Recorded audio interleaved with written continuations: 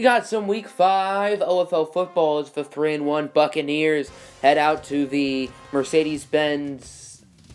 It was the Superdome. I don't know what it is now. Anyway, they're taking on the 2-2 New Orleans Saints, rocking their Color Rush jerseys. Quite a sexy uniform, if you ask me. As let's hop right into this game. Battle of two NFC South teams who've played pretty well so far. Saints on a 2-game win streak. Bucs have won 3 in a row. So let's go 3rd down and 1. Here's Matty Ice. You might as well call him Kim Jong-un because he's launching nukes. Connecting with Kenny Galladay for a gain of 27 yards. And then not too long later, actually a couple plays later, 2nd and 5, wash, rinse, repeat. As Matty Ice looking deep this time for Robbie Anderson. Bringing it to the 12 as the Bucs continuing to move the chains. Getting close to the end zone, and then 3rd and 1, they're going to try to punch it in, as here is Marlon the Mac Daddy. Touchdown, Tampa Bay. Marlon Mack for 6, and the Bucs would strike first. They make it 7-0. So here's Kyler Murray in the New Orleans Saints offense. 1st down for former Heisman Trophy winner. So he would fake the handoff for Cohen, and he would connect, as that's Cooper. It's showtime, Butterkupp. Cooper Kupp with a nice play right there. Just acquired moments before this game in a trade with the Dallas Cowgirls. And then 4th and 2, here's Will Lutz for 3. Bang, bang, bang, as Lutz would knock down the field goal. And now it is 7-3. So here is the Buccaneer offense coming off a touchdown drive, trying to put up some more points as Matt Ryan on 1st down. He's under pressure, and he would be sacked. As it's Geno Atkins going downstairs where Daddy hides the vodka. Now 3rd down and 5 here for the Bucs. They're going to try to avenge the sack, and they would do just that. As Ryan connects with the old white grandpa, that's Lee Smith, bringing it to the 12-yard line. Come on, Smithers. As the Bucs getting closer and closer to the end zone, now 3rd and goal. Here's Matt Ryan from the 3, looking for Le'Veon Bell. And he would be lit up like a Christmas tree, losing a yard once again. That's Geno Atkins with the play. So the Bucs would kick a field goal. Now here's Will Lutz with a field goal attempt. So now it's 10-6 as both teams with field goals. Saints saying, well, you can do, I can do better. So let's advance to the second half. New Orleans down by 4 as here's Tariq Cohen bursting the bubble for the 1st down. Unfortunately for the Saints, Cohen actually tore his bicep later in the game. He's going to miss about 6 weeks, which is not good news, as New Orleans wouldn't be able to do anything, so it's still 10-6. Le'Veon gets the boom, and it's Henry Anderson bringing it all the way to the 2. There goes the big man, eventually tackled by Galladay, but still a huge play right there, nonetheless, for the Saints. And then 1st and goal, there is Kyler Murray connecting with Dez. Throw up the X. Dez Bryant for 6. Saints take their first lead of the day, making it 13-10. So let's go 4th quarter. 2nd down here for Tampa Bay. As Matt Ryan fakes the handoff. More fake than my ex-girlfriend. And that's going to be Kawan Short with the sack. Wouldn't be a short loss of yards, though. And then 3rd down. Wash, rinse, repeat. As Ryan would be sacked again. This time by Henry Anderson, bringing him all the way down to the 44-yard line. Anderson, of course, had that big fumble recovery and now getting the sack. So New Orleans has it. They're in a good position at this point. As here's Kyler Murray scrambling like he's late on a date. On 3rd down, might I add. And he's going to get the 1st down with ease, showing off the wheels. Murray obviously known for his running ability. And then 3rd down and 1. Saints going to try to convert, and they would do just that, as it's Taysom Hill getting the 1st down, bringing it to about the 1. And then New Orleans is going to try to add some salt to the wound. 2nd and goal, it's Nyheim Hines. Reservations for 6, please, as Hines with the score. So the Saints will make it a 10-point game. Then I would just simulate. Bucs did score another touchdown, but regardless, New Orleans wins it by a final score of 20-17. Nice win for the Saints. They are now 3-2. They've won 3 straight. Bucs go down to 3-2. So Matt Ryan went 21 for 21. He was perfect, even though his team lost. I'm still working with the sliders. Both QB accuracies are still way too high. They've been too high all season. This year is clearly no different. So Now checking out the rest of the games, Rams beat the Seahawks, so Los Angeles is now 3-2. Big game for Melvin Gordon, as you can see. And of course, the coach of the Seahawks, Roberto Nandino IV, was the coach of the Rams during OFL 19. They, of course, won 2 OFL Bowls. And the Seahawks have been the surprise of the season, 2-3. But with an elite coach and one of the most talented rosters in the league, I'm surprised they're not doing better. Jaguars beat the Panthers in overtime, 41-35.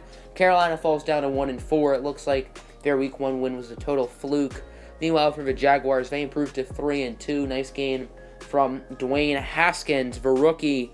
And then defensively, they did their thing as well, as Jerome Baker stood on to it. 2 tackles for loss, 3 sacks for DeForest Buckner. He won OAFC Defensive Player of the Week. And then Patriots taking on the Redskins, 2 of the best teams in the league. Probably the 2 favorites for the OFL Bowl right now, and the winner is the Patriots, 21-14 in a hard-fought battle. New England up to 4-1. Meanwhile, for Washington, they lose their second straight, falling down to 3-2. So they may need to figure some things out, as they need to get back on the right track. Titans beat the Bills 28-21. Tennessee improves to 4-1. Buffalo is the opposite at 1-4. Surprised Buffalo's doing so poor. I thought they had one of the better rosters in the league, but I guess not. Meanwhile, for Tennessee, they continue to play good football. Russell Wilson has been extraordinary for them this season. Kenny Clark with a good game for the Bills, but it doesn't amount to anything. Next up, we have the Steelers and Ravens in a very good game. Baltimore with an incredible effort in the fourth quarter, but it's not enough. Pittsburgh wins it by a score of 35-32. Watson and Mariota each played pretty well. They also threw 2 interceptions, though. So Baltimore goes down to 3-2. Meanwhile, the Pittsburgh Steelers go up to 2-3. As they're going to have to dig their ways up with the Bengals. And as you can see, speaking of the Bengals, they get the win 14-7 over the Cardinals. Arizona loses their second straight. They go down to 3-2. And the Cincinnati Bengals are now 5-0. The only team in the OFL who's undefeated. And they're trying to tank. The Bengals are trying to tank, but it's clearly not working. They've won every game. And it's a weird situation in Cincinnati. We'll leave it at that. Atlanta Falcons with a huge win over the Texans, 28-20. Atlanta was 1-3. They had to get a victory, which they did. Pretty good game from Trace McSorley. Meanwhile, for the Texans, they're still 3-2. Nothing to complain about, but they are in a pretty tough division where 2 other teams are over 500. Titans at 4-1, Jaguars at 3-2. Next up, Vikings upset the Giants 20-17. Seems like Minnesota's been trying to tank this year, but they're now 3-2. Nick Foles playing really well for them. Meanwhile, the Giants coming off a dominant 42-7 upset against the Redskins last week, fall to 3-2, tying them with the Redskins. Of course, New York does have that tiebreaker since they just beat the Redskins. Bears beat the Raiders 14-11. Don't see that score every day. As Chicago has about 17 first-round picks, they're trying to tank. But they do get a win here, improving to 2-3. Raiders, I believe, are 2-3 as well, if I'm not mistaken, with this loss. As next score, we have the Eagles demolishing the Jets 42-14. Looks like the Eagles are starting to find their strides after a slow start. Alvin Kamara played well. Aaron Rodgers with 3 touchdown passes. As the Eagles are now 3-2. They are third in the division, though, because the Redskins have a head-to-head tiebreaker over them, and then the Giants have the head-to-head tiebreaker over Washington. Eli Apple got a pick. That's pretty funny. As the Chargers beat the Broncos by a score of 24-21. So I believe the Chargers are now 2-3. Broncos 3-2, if I'm not mistaken. That might be flip-flopped. Pretty nice game from Tommy T. 3 touchdowns for Mr. Brady. Next score we have here as the Packers beating the Cowboys 28-21, as the Cowboys still cannot get a win. They are now 0-4-1. They've started to blow it up a little bit, trading guys like Adam Thielen, Earl Thomas, Adoree Jackson, just to name a few. They are keeping Ezekiel Elliott, but that's about the final ounce of talent left on this team. Chiefs beat the Colts 17-14, as Kansas City needed to get a win, and they do just that, improving to 3-2. Meanwhile, for Indy, they fall to 1-4. This season looks like a lost cause for them, as their division has multiple teams over 500, and they are just not playing good football at all this season. And then last but not least, My Niners get the win, thank goodness, 21-14. So San Francisco improves to 2-2. Meanwhile, the Browns go to 0-5. They're trying to tank, and they are doing a great job. They don't have their first-round pick, though, but oh well. As you can see, 4.5 sacks from Khalil Mack. We changed up the scheme. Mack was playing as a 3-4 outside linebacker. This was his first game as a 4-3 end.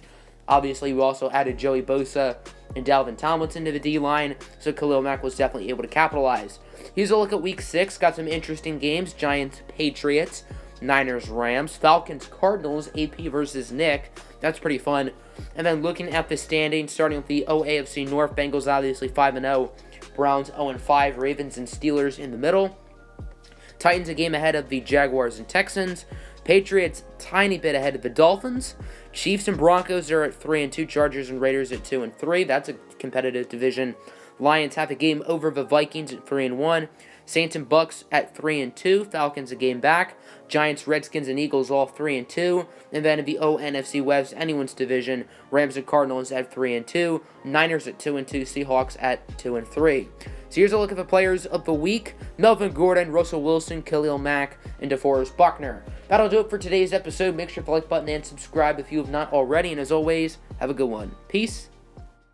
I'm a Barbie girl in the Barbie world. Loving plastic, it's fantastic. You can brush my hair, undress me everywhere. Imagination, life is your creation. Yo, hey, man!